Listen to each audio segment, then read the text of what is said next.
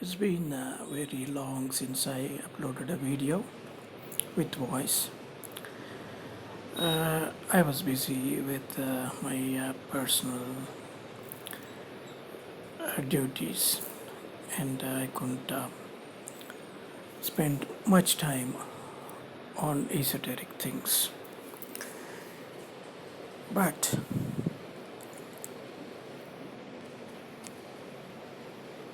I have been waiting for a long time to connect the dots. So many dots have accumulated in my brain over the years, for at least, say, 30 years. In 1992, I was sitting in the backyard of my house and watching the sunset, a beautiful sunset.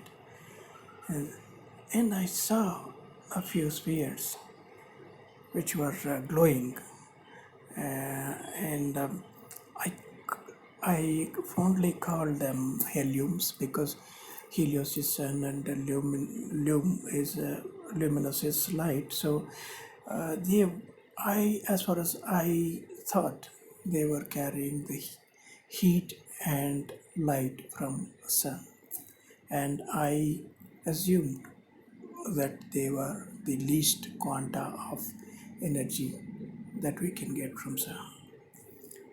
So that sparked my interest, and then on, so many thoughts have been pouring into my mind, and I just want to share my thoughts, my rumblings,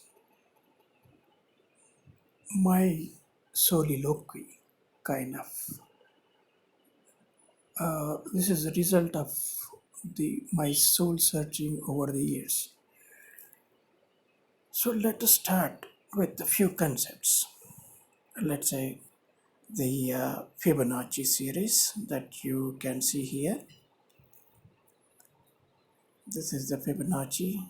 I think it's not showing here, but you know Fibonacci. It's a series which starts with 1, and you add a 1 to 1. The second number will be 2, and to get the third number you add second and third, that is 2 and 3. So you go on adding these numbers and you get a spiral structure, as we can see here. That's one of the most discussed geometric figures in the world. And then we have what we have here is the Pascal's triangle. We call it Pascal's triangle. It's like at the top you have 1, and then on the sides of the triangle, both sides of the triangle, you have 1s, and in between you have the numbers which are added. If you add the 11 and 11, as we in the traditional addition pattern, then you'll get 121. Similarly, 121 and 121 in the addition pattern, you get 1331. And if you add 1331 and 1331, then you will get 14641. So let's stop there for now, because my knowledge is limited to this fourth series of the fourth, or rather fifth series of the Pascal's triangle, not more. It doesn't extend beyond that. It would be presumptuous to discuss about things we don't know. Anyway, so that's the second structure geometric phenomena that I wanted to discuss. And there is one more geometric figure that I would like to discuss. That is basically the Metatron. It is called Metatron. Some call it in the Kabbalah circles, they call it the Merkabah. I think, I hope my pronunciation is correct. Yeah, they call it Merkabah. And this structure has wonderful qualities. In fact, further down the line, we will discuss about this. But I'm just introducing a few things here that I'll be using in explaining my theory. Next, yeah, let us start with the one.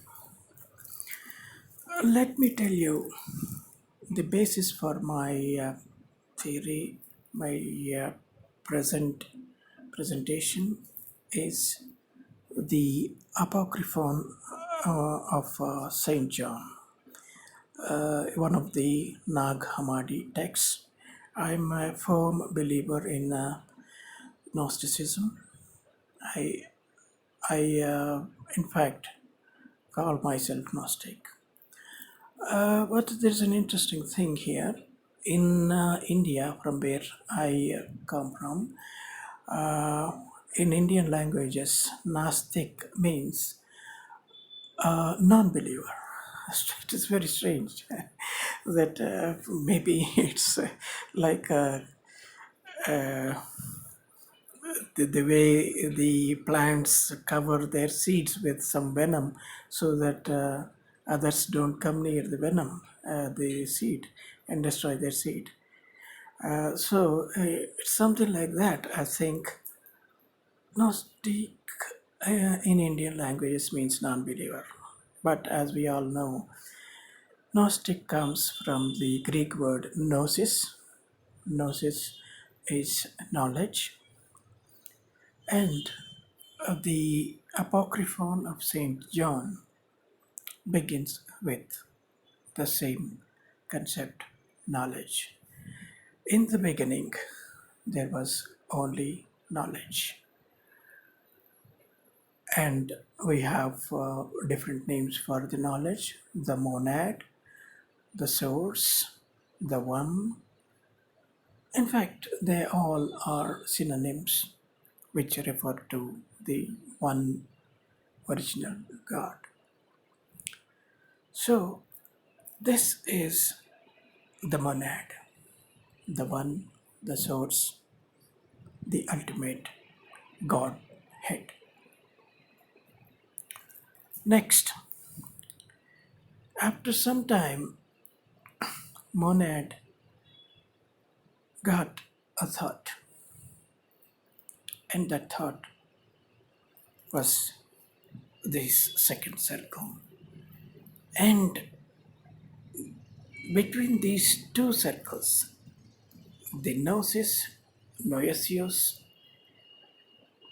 came a third being who is whom we generally know by the name Jesus. The fish-like shape in between the intersection of these two spheres is the light, in fact. In biblical, let us say, if pick it up from Bible, then they say the God said, "Let there be light." So this intersection between these two circles is light, and commonly we know it as Jesus Christ. And we have a few geometric details about Vesica Pisces. That's what we call this intersection. Fish-shaped intersection is called Vesica Pisces.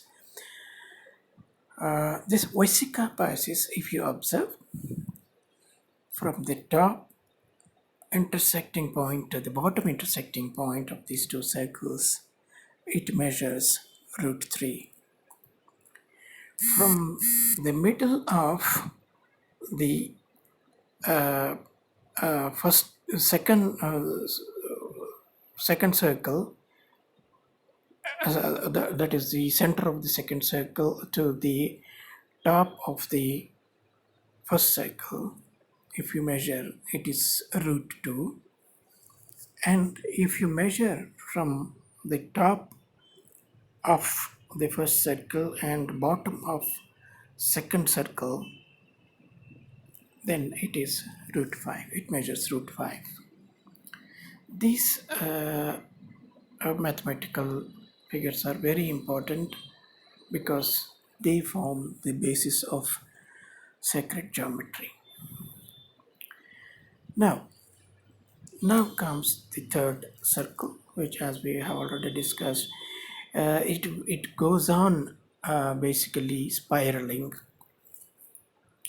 And now we have thought, or thinking. First monad is thinking. Monad created thought, and together they created the thinking, thought thinking of itself, thinking of thought.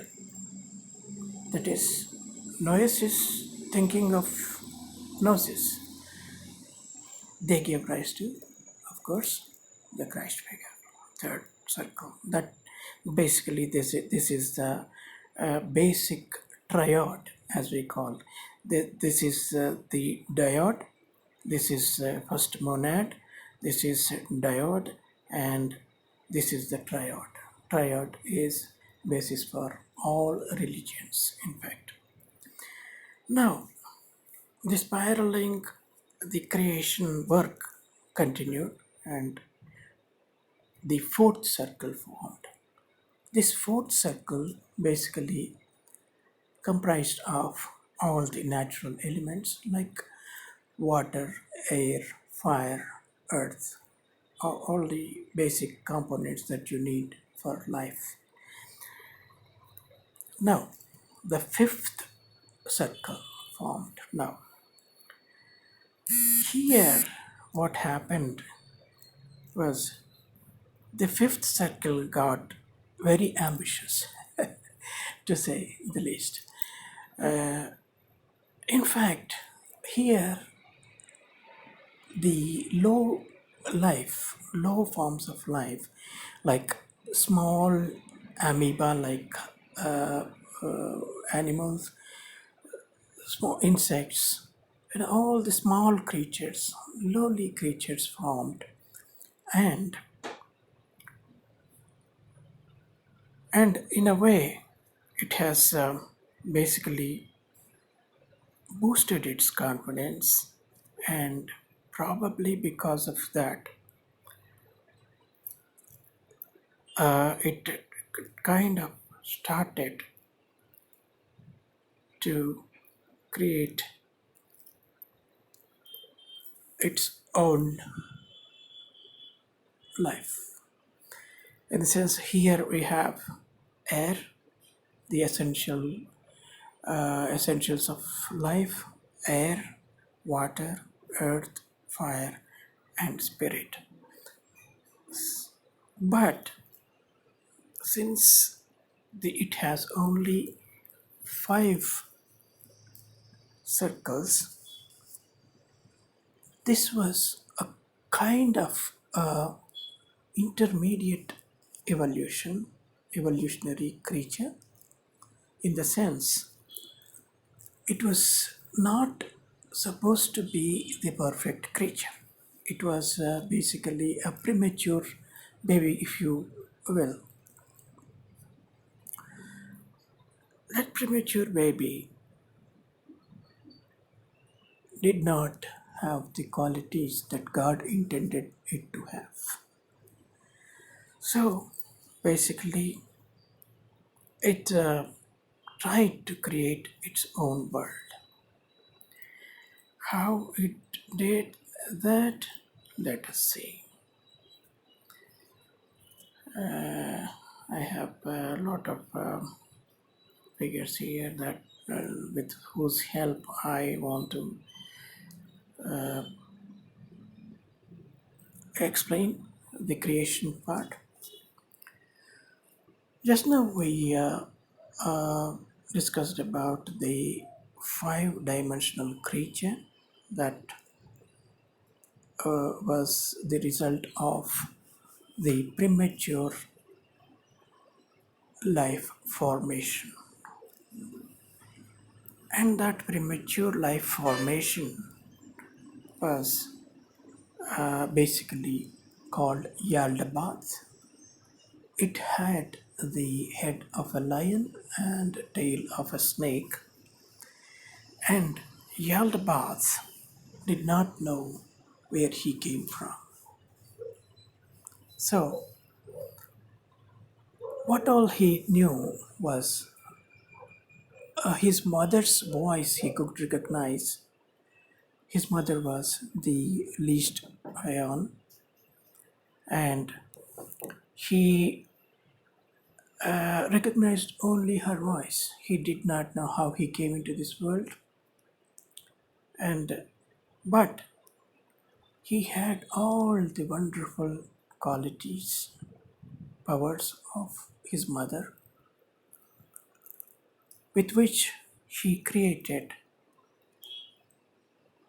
the planets, the material world, basically. As we can see here, Yaldabaoth, along with Sun and Moon, created Mercury. Here I have used a peculiar formula in the sense for Mercury I denote it by 2 because all these planets were created from energy emanations starting from 1 to 8, and these energy emanations, they are stable only at particular configuration. Let's say 1 is not stable, hydrogen is not stable, helium is stable. So they went on forming the next stable element. So for Mercury, we have 2, 1 squared plus 1.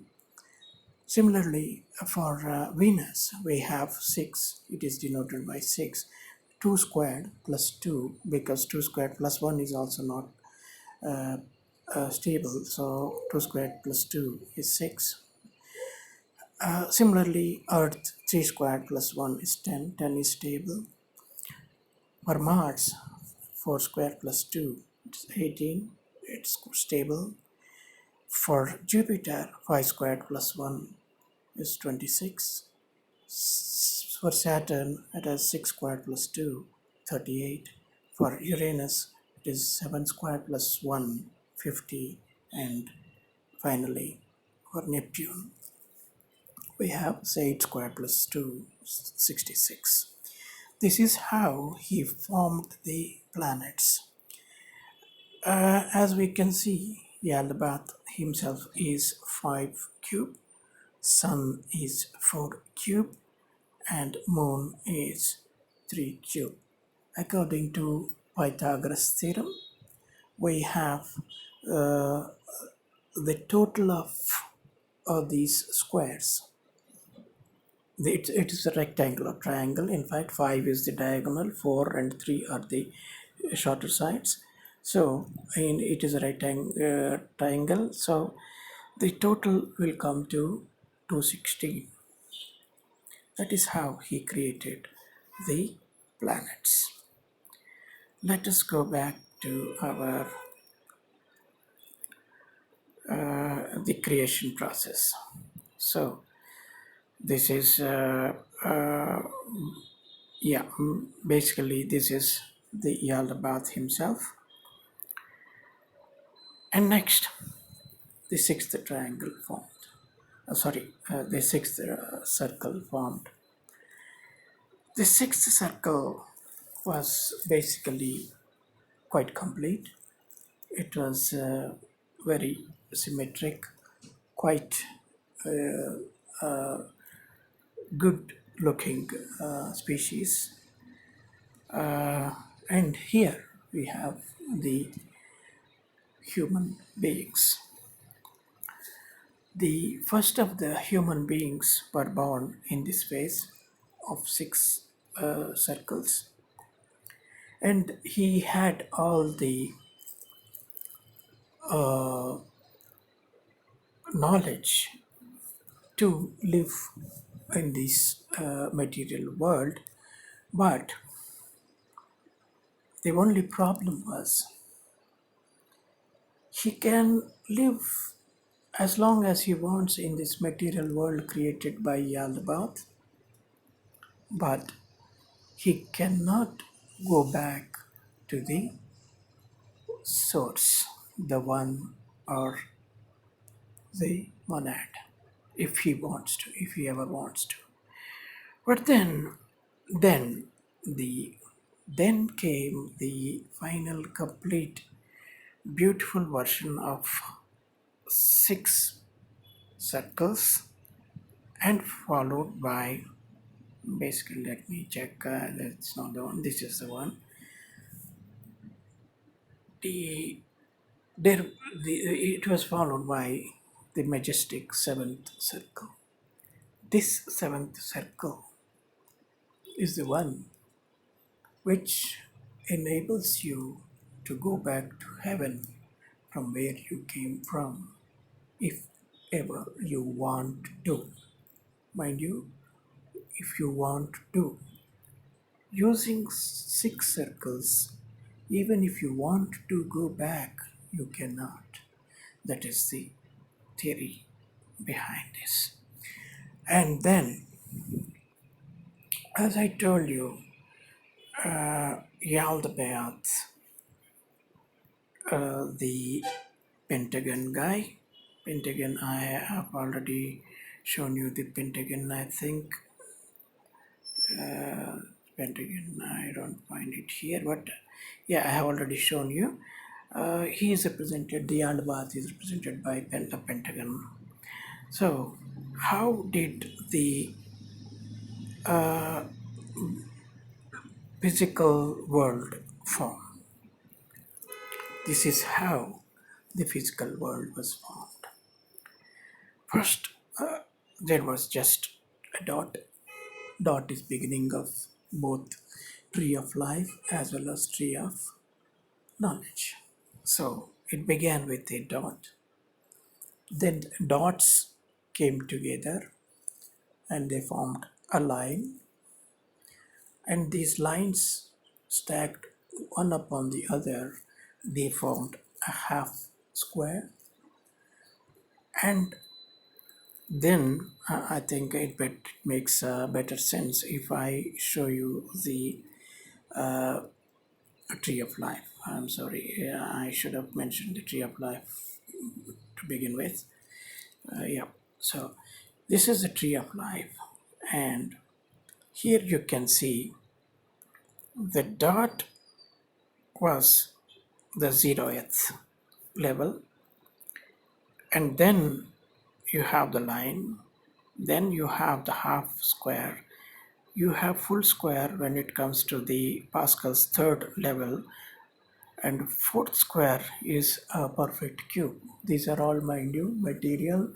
It is not life, it is not a material. And the fifth one is the pentagon. Pentagon is the life, the low form. In fact, the, as I have already told you, the pentagon is the low form of life. It is the Yalda symbol of Yalda himself. He created creatures like him, and basically, let us go back to the theory of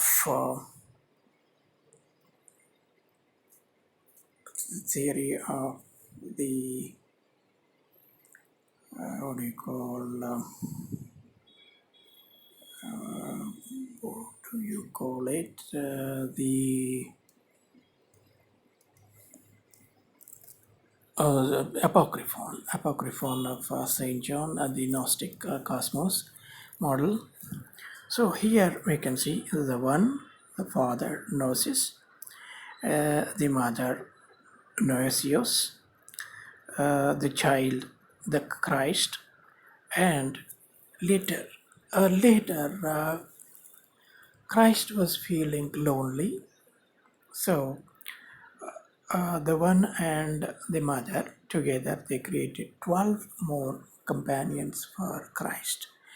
Christ, as we know, is the thinking, actually the thinking, thinking's thought of itself. So these 12 emanations, as we call them, because they are energy emanations after all, they are called ions also. So these 12 ions were placed under the control of 4 ions basically. Grace, truth, and form were under Armajo. Perfection, peace, and wisdom were under Elilith. After that, perception, memory were under Oriel. Intelligence, life, and idea were under Devichan. So basically, the least of the emanations in another, the youngest of the emanations was called Sophia, the wisdom. But Sophia, in a weak moment, basically fell down from heaven into the abyss below.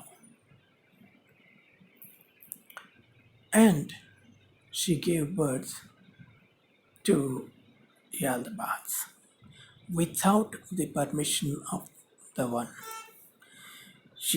In fact, she was the wife of Christ, but she did not inform Christ nor take permission from the God, the One Himself, yet she gave birth to Yaldabaoth. Yaldabaoth came into life, of course, and he did not know who he was, what he was, where he came from. He did not even know if there was anyone else apart from him. What happened was Sophia was so basically regretted her decision. She was repenting because what she intended, what she thought she could create, was not what Yaldabaoth looked like. Her intention was just an anxious one. She just wanted to know. She was very curious. How, why can't I create on my own? It was a rebellious nature. In a rebellious mood, she gave birth to Yaldabaoth, and she was nowhere near what the perfection that she thought she could create, because simply it lacked one's permission and her male counterpart, his involvement. She did not inform Christ, so naturally, the premature baby, kind of an abortion happened, and Yaldabaoth was the result. It's not his fault, but he was not perfect. So Sophia felt ashamed of her own action. She repented and she hid Yaldabaoth from others in a luminous cloud. Yaldabaoth as I told you, did not know where he came from, who he was, and who his parents were, and if there is any other world apart from where he lives. So, yeah, but Yaldabaoth had great powers of his mother. Wisdom, after all, is wise. All the knowledge she had knowledge of everything. She could create anything she wanted. So Yaldabaoth created his own world. He, using his powers he got from his mother, he created 12 more lower emanations. They are called these 7 planetary archons. As I told you, even before, I have explained how the basis of creation of the planets, how what numbers he used to create the planets. So here are these 7 emanations, lower archons. In fact, they are called archons, by the way. So first one is Abel, the moon; Cain, Mercury; Adamine, Sabbath, Venus; Yabel, Sun; Calli, Omri, Mars; Hermes, Jupiter; Athot, Saturn. These were the second, the 7 planetary archons. And below that, as we have already told you, the 4th circle itself has created the essential components for life, like earth, fire, wind, and water. So these low-level archons were also created. Ether is called Orbicine, fire is called Yabel, Armapigel is air, Mulcher, I don't forgive my poor Hebrew pronunciation, it is water, and then Belios is earth, of course. So he created these planets and low-level elements. From them, what happened one day, he looked at the sky. The boundary was, the water was the boundary between earth, heavenly water was the boundary between earth and heaven, the material world and the heaven. Material world, as I have already told you, it follows the rules of the sacred geometry. That sacred geometry is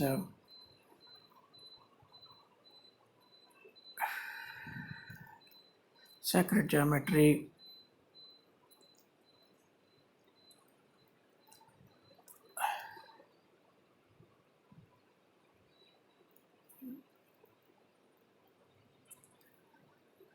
I am just searching for the pentagon figure and the what do you call the Fibonacci thing. Here you can see the Fibonacci thing. So this Fibonacci spiral starts with the the further side of this is in the golden ratio, always in the golden ratio. The longer arm you see here is always in the golden ratio. So the material world follows this what do you call Fibonacci sequence, and he went on creating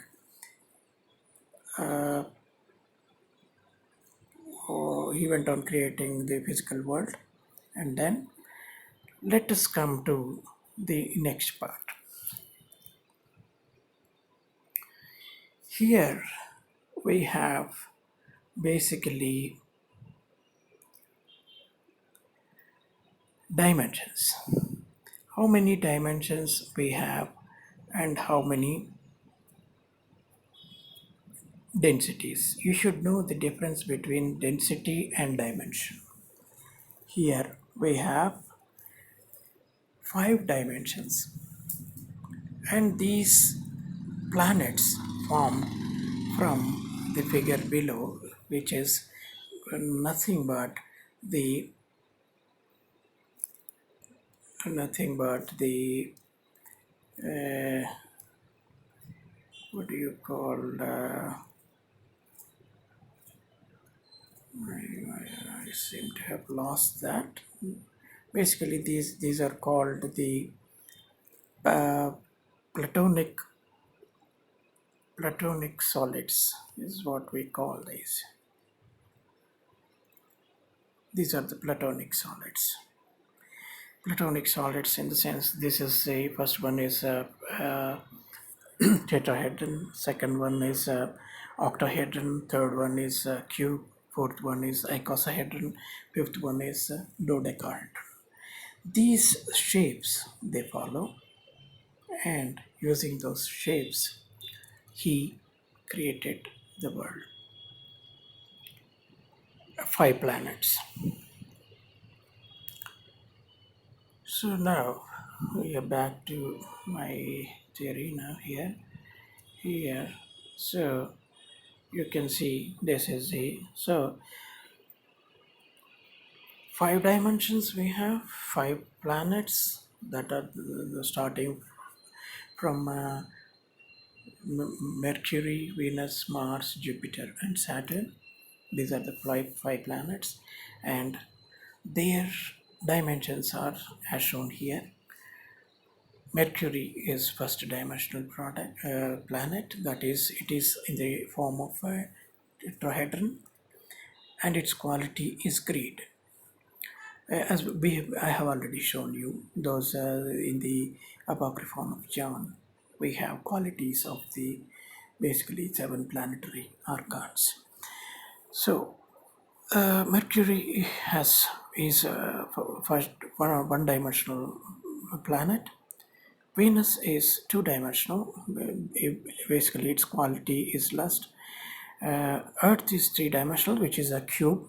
Venus is water, so that is octahedral shape. Earth is a cubic shape. Earth's quality is sloth. And then we have the Mars. Mars is a four-dimensional planet, and its quality is wrath. And Mars is, of course, icosahedron.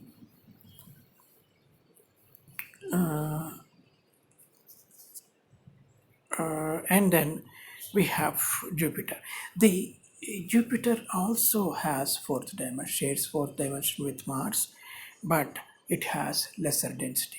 The lower you go from Neptune to Mercury, if you go, the density will increase. So I will explain later why and how about the chakras, and how this is like an embedded flower like structure. Each petal will open when you ascend the higher chakra.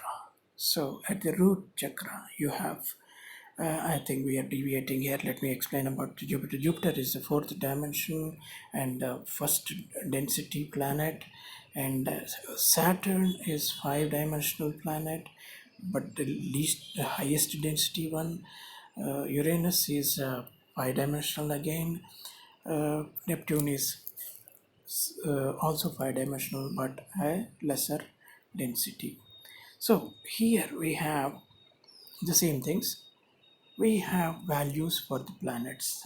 As always, math is the one which defines the whole world, whole universe.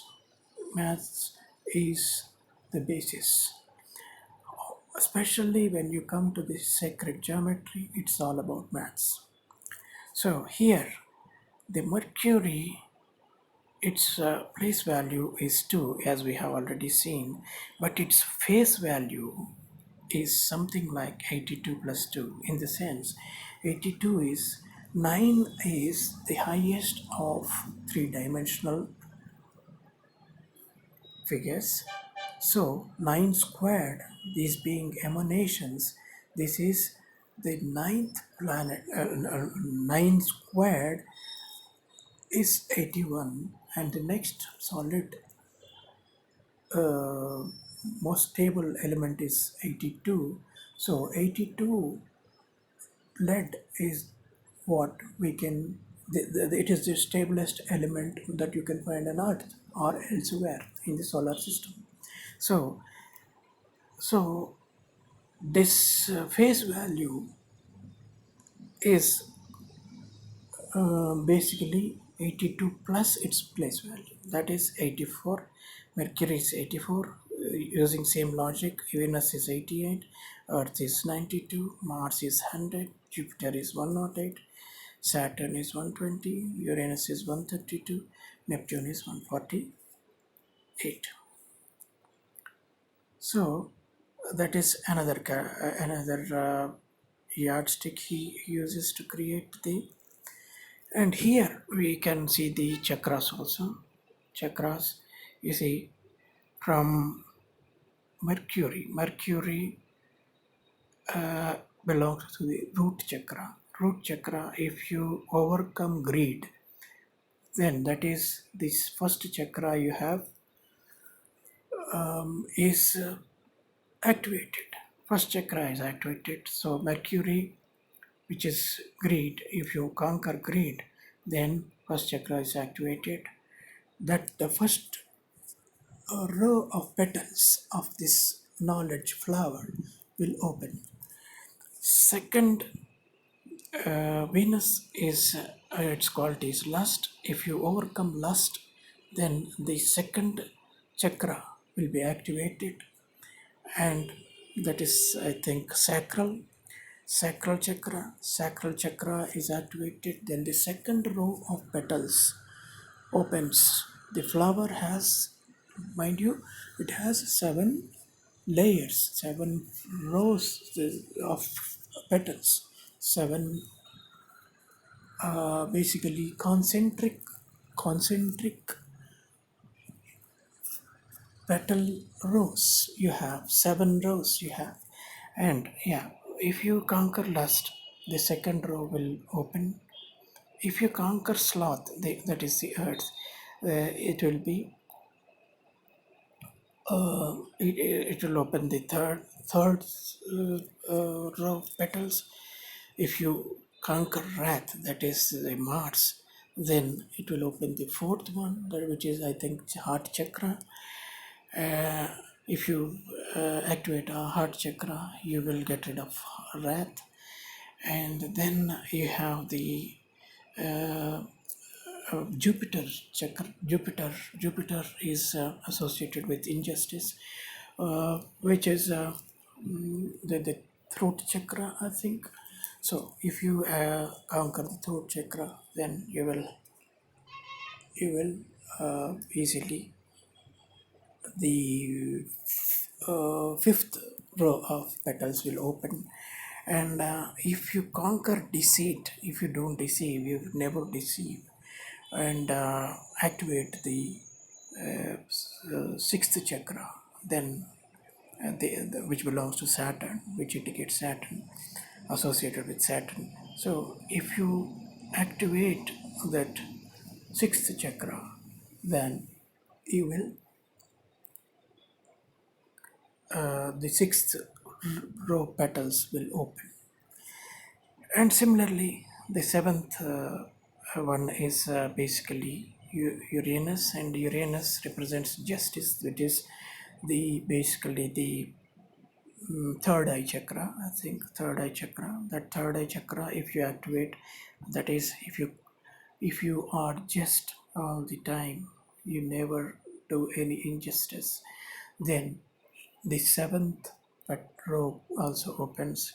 The eighth row, of course, is Neptune, but unfortunately, as long as you remain under the influence of the Pentagon, the Pentad, which created the material world, you can never come out of this petal. That is, it keeps you under ignorance, which is the 66. Basically, the 66 is the Maya, as we call it in 66 is the Maya, as we call it in Hindu religion. Here, I think I wanted to show the, yeah, here, the last one, 8 squared plus 2, 66 represents Neptune. It keeps you covered in ignorance. As long as you are under the influence of the Pentad, you can never get out of this eighth petal row will never open. It's like a snake. Just it's like a snake coiling around this sun. Anyway, so now let us go back to my own diagram. Now here I will explain one by one why I included this. And as you can see,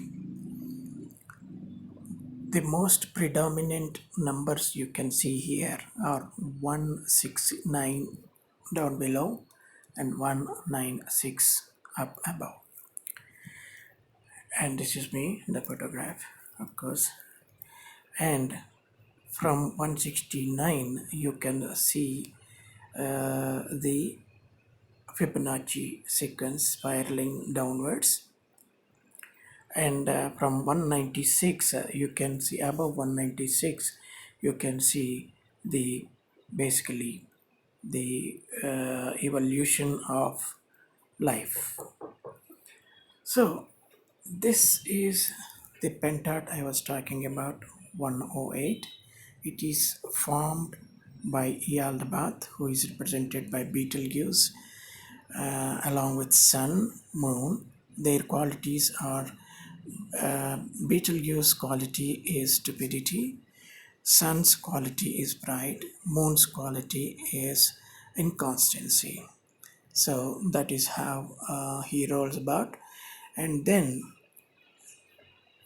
you have here the same thing, tree of life I have shown here.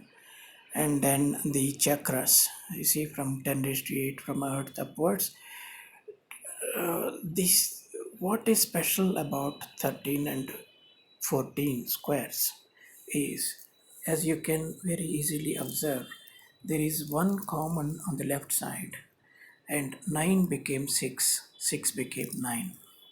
If that is the exact mirror image of 196 down below. So that is what, as above, so below. And here we have, I wanted to discuss about one more thing. This is basically Leonardo da Vinci's Vitruvian Man. Vitruvian Man, many know who Vitruvian Man is, but simply the crux of the subject is Vitruvian Man is the man who extended his arms, one, and the other man is standing with his hands at right angles to his body. Feet are together, the lower one I am referring to, the lower arrow, and above the lower arrow, if you look, you can see that the man is standing with his arms at right angles to his body. The upper one has extended his hands, stretched his hands and legs in the form of an X. X. Here, the most important of all esoteric symbology is the letter X. The letter X is, as you know, the 24th alphabet of English alphabets. It is the 24th letter. So it denotes number 24. So here you can see that right above the tree of life you find number 9. That is in the Roman numeral number 9, which is 1 followed by x. That means 1 less than 24. X is 24. So the symbol here below the black arrow, downward arrow, denotes number 23. So this is the physical world, and above this figure you have X. Above the, basically if you look at above the upward arrow, you have a letter X followed by 1, Roman numerals again. So this means 24 plus 1, that is 25. So that is that 24 is basically the gateway to heaven. That is, so what else is missing? What else did I miss here? The letter X, which figure in mythology is called by the letter name X. You have a very most popular festival on earth, the Christmas. Christmas is also called Xmas. Why? Not for nothing, you see. It has a lot of meaning, and in fact it denotes the 24th letter of English alphabet, X.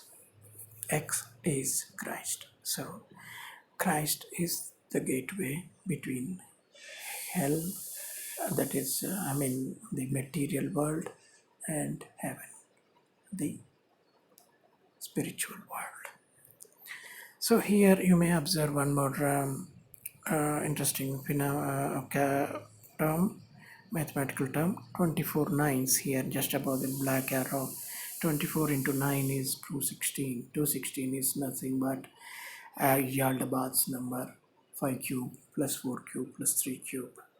And here above this Vitruvian man's head, we have 24 into x as 240, which is nothing but the total of, if you add up the energy here, if you look at energy here in the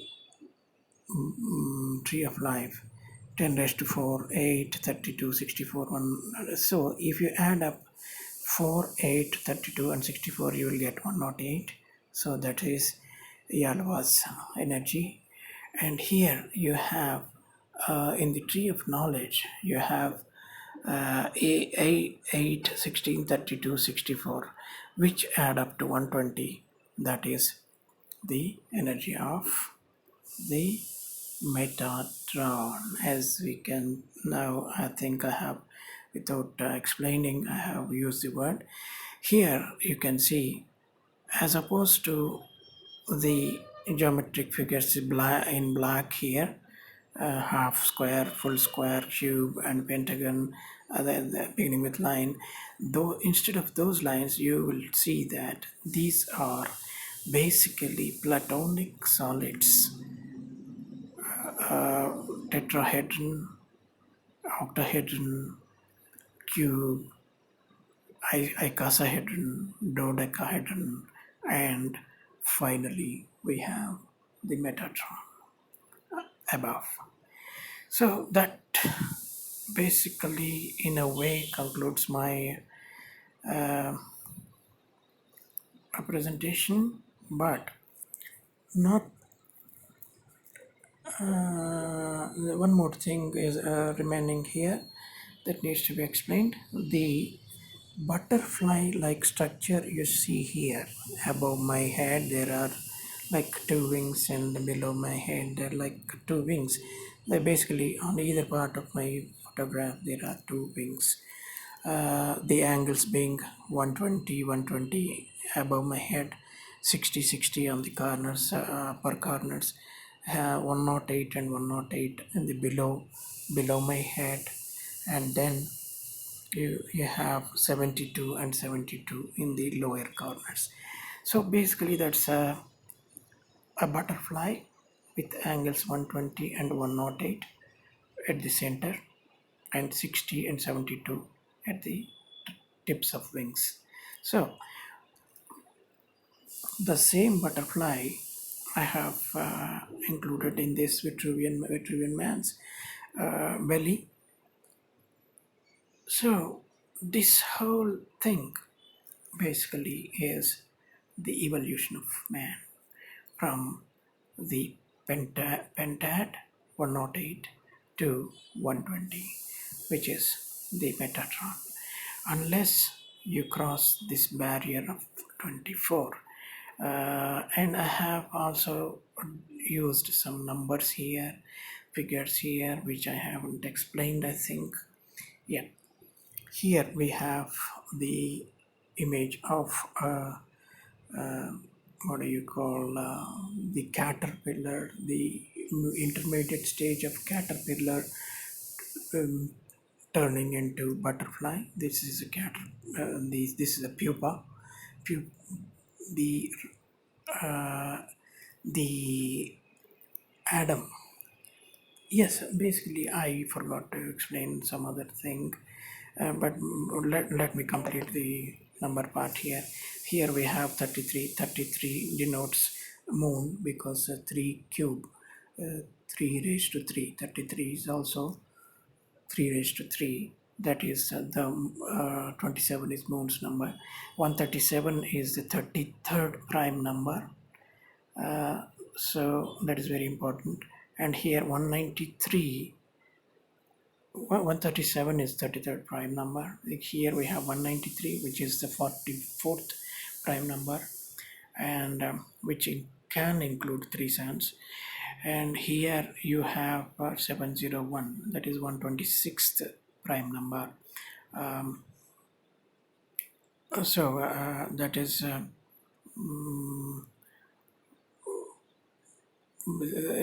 it is 701. 190, 126th prime number is 701. These are all important prime numbers. Everything is prime number. Prime number is the one you worship as God, basically. So anyway, the Vitruvian man,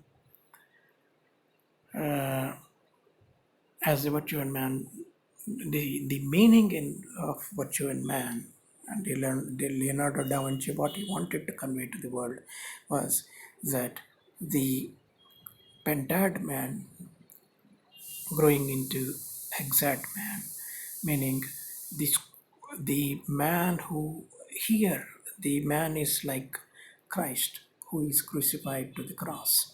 So that is the Pentad man. Here Christ is crucified. Christ is liberated. He's spreading his arms like in the form of and legs in the form of letter X, meaning the liberation. Christ is liberated and he is flying. He developed wings. That is from the crude uh, caterpillar form of the earthman. Let me go back to the original subject here.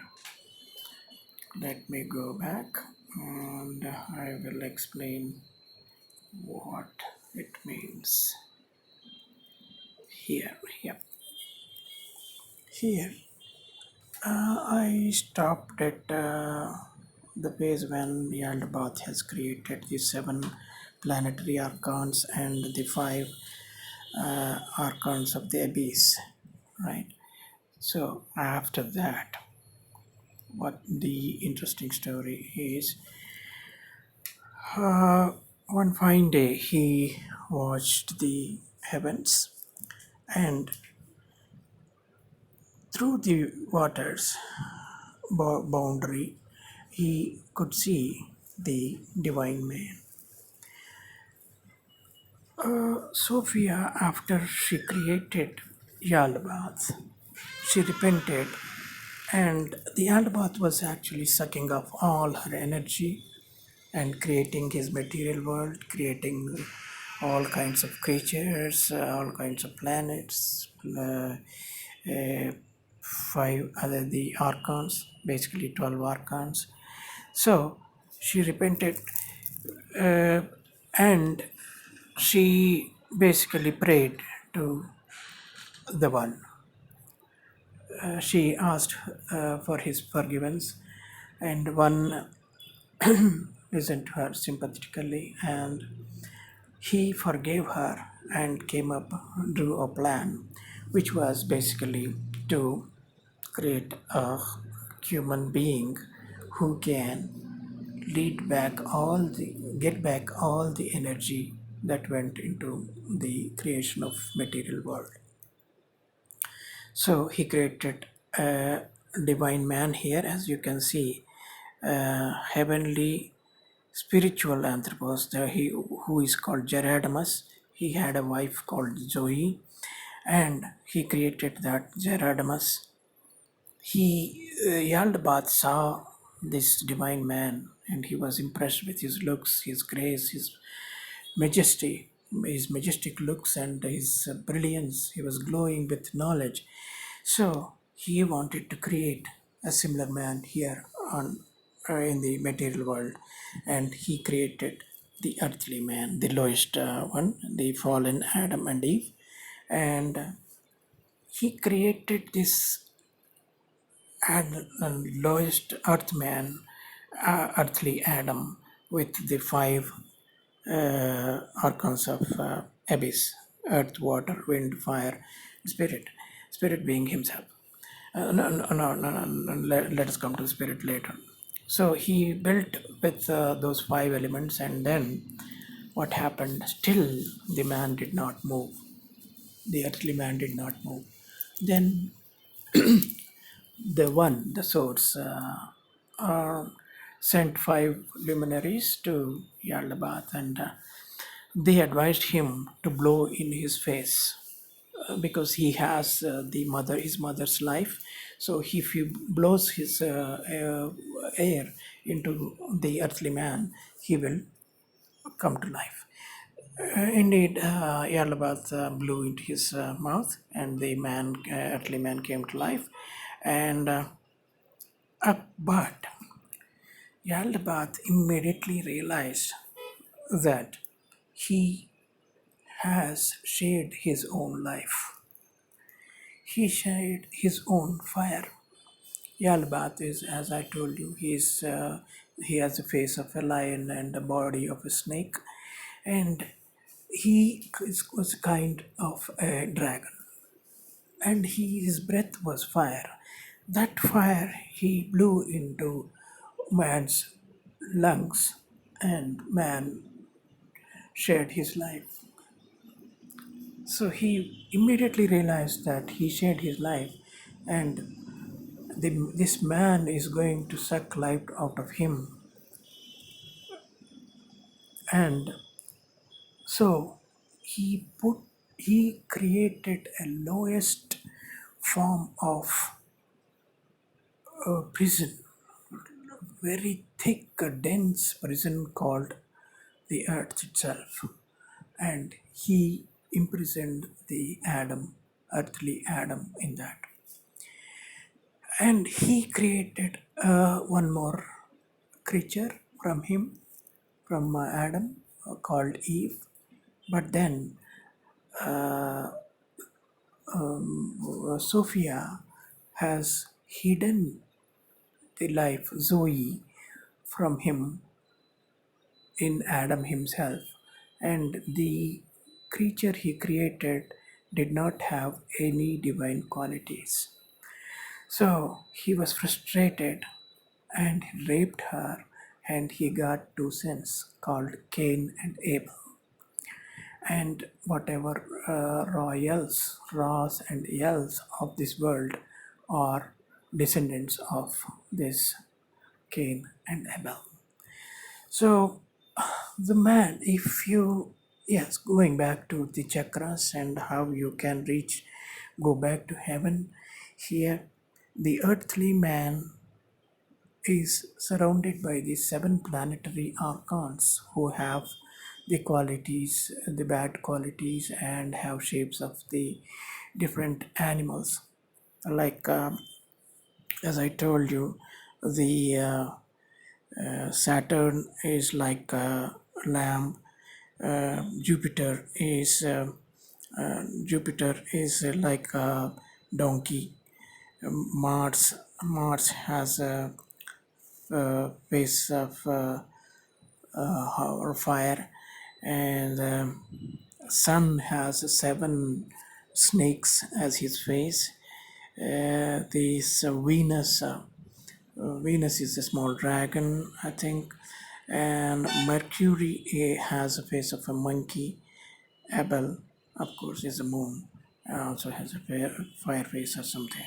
So they have animal faces, and they, once you activate all these chakras till the crown chakra, then you will become the psychic man shown in the middle of the figure, the psychic uh, material anthropos, Adam and Zoe, who will still have connection with the material world, but he can crawl, I mean, climb up to heaven if he wants.